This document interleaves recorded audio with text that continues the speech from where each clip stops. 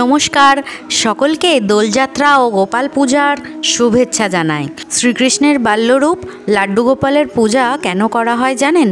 শাস্ত্রমতে গোপালকে বাড়িতে সন্তান স্নেহে পূজা করা হয়। গৃহে সুখ সমৃদ্ধি ও ভগবানের কৃপা লাভের জন্য, ইচ্ছা পূরণের জন্য সন্তান স্নেহে গোপালের পূজা করা হয়। অনেক নিয়ম মেনে গোপালকে সেবা দেওয়া হয়। প্রাণ প্রতিষ্ঠিত গোপালের মূলত 3 বার থেকে 4 বার সেবা দেওয়ার নিয়ম রয়েছে। আর খালি বাড়িতে একা কখনোই লাড্ডু গোপালকে রেখে যাওয়া উচিত নয়।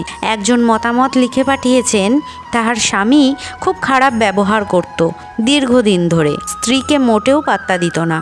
অনেক বছর এমন অশান্তি সহ্য করার পর সেই ভদ্রমহিলা বাড়িতে লাড্ডু গোপাল প্রতিষ্ঠা করেন। সেই থেকেই বেশ ভালোই আছেন তিনি। সন্তানের মতো ভালোবেসে গোপাল নিয়েই থাকেন তিনি।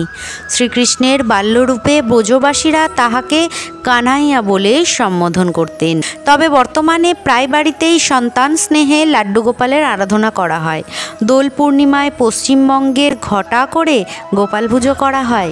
আর শান্তিপুরের গোপাল পূজার আড়ম্বর দেখে চোখ ধাঁধিয়ে যায়। তার কিছু ক্লিপিং তুলে ধরলাম।